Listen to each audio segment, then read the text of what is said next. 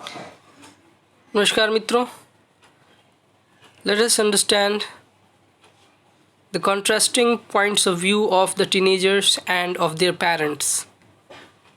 The dialogue between a counselor and Pranay, and between the counselor and Pranay's mother.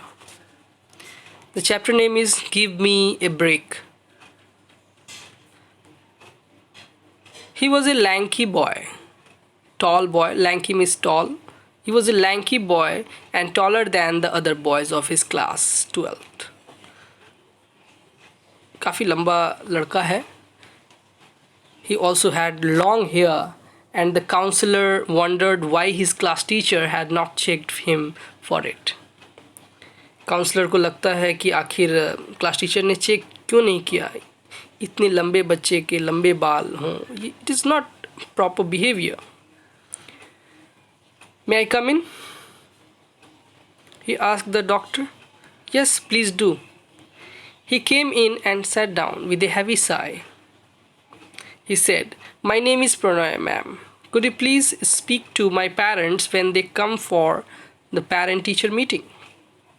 तो प्रणय कहता है counsellor से कि मैम क्या आप बता सकती हैं मेरे पेरेंट्स को कि they are so critical about everything that living at home is like a hell. They are impossible. According to them, I don't do anything right. For God's sake, give me a break. I'm not a little kid. Pranay कहता है कि मेरे लिए रहना, घर पे रहना एक हेल की तरह हो गया है. बिकॉज हर बात में वो आलोचना करते हैं. They are so critical. They are impossible. वो ऐसी चीज़ें कहते हैं जो कि इम्पॉसिबल है. उनके अनुसार मैं कुछ भी सही नहीं करता हूँ. I am not a little kid. I do know how to conduct myself and I know what to do and what not to do. मुझे पता है कि क्या करना है और क्या नहीं करना है.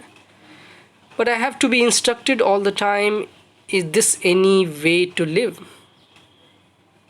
क्या हर समय इंस्ट्रक्शन देना सही है? I can see that you are both upset and angry. Counsellor कहती है कि मैं देख सकती हूँ कि तुम अपसेट भी हो और एंग्री भी हो. Has this been affecting you since only recently? क्या ये थोड़े ही दिन पहले से ऐसा हो रहा है तुम्हारे साथ? No ma'am, it has always been like this.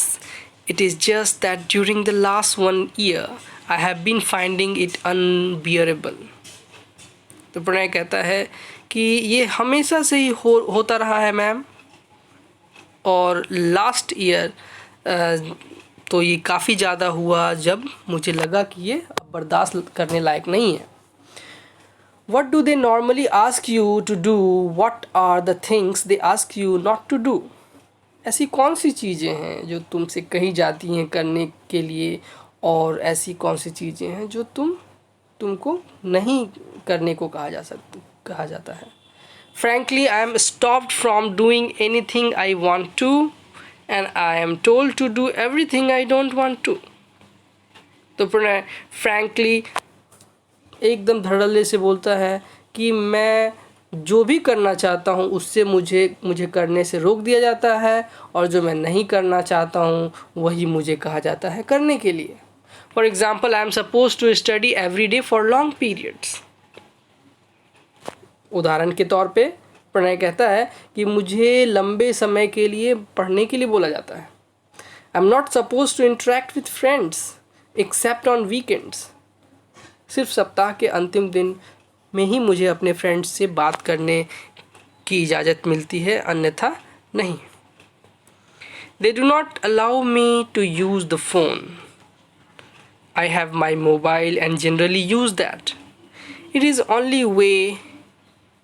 Only when my card is exhausted that I use the landline. तो आप देख सकते हैं वो कहता है कि his parents do not allow to use phone.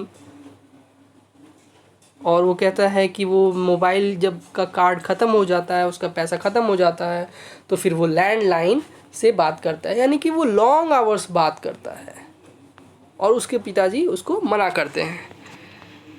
Could it be that they are concerned about your board exams? He queried. तो काउंसलर ने पूछा कि ऐसा हो सकता है कि तुम्हारे माता पिता को तुम्हारे बोर्ड एग्ज़ाम की चिंता हो. I don't see why. I was okay in the 10th class board examination. I got a good percentage and the stream of my choice, he said. He said कि जो मेरा स्ट्रीम ऑफ चॉइस था उसमें मैंने बहुत अच्छे percentage लाए हैं और क्लास 10 में मैंने तो अच्छा किया है. Why don't you explain things to them gently? तो काउंसलर ये समझाती है कि तुम अपने माता पिता से जेंटली बात करो. Good God, there is no gentle talking in my house. Dad just yells at me. Pranay कहता है कि मेरे घर में जेंटल टॉकिंग नहीं होती है. डैड जो है सिर्फ मुझ पे चिल्लाना जानते हैं. And what about your mother? Who said? The counselor asked. Well, she does not yell, but always supports both my dad's viewpoint and his actions. मेरी माँ जो है, वो कहता है मेरी माँ जो है मेरे पिता के व्यू पॉइंट और एक्शन दोनों को ही सपोर्ट करती हैं.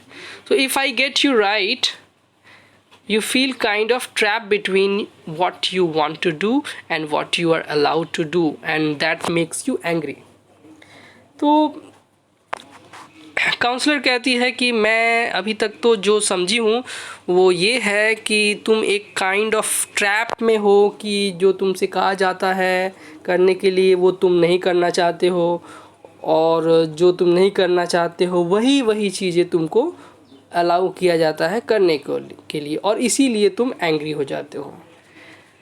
That's the understatement. That's an understatement. वो कहता है कि ये तो आपने अंडरस्टेटमेंट कहा. I feel like hitting out. मुझे तो लगता है कि मैं अपना सर फोड़ लूँ. Now counsellor speaks to Pranay's mother. The next class we will go to this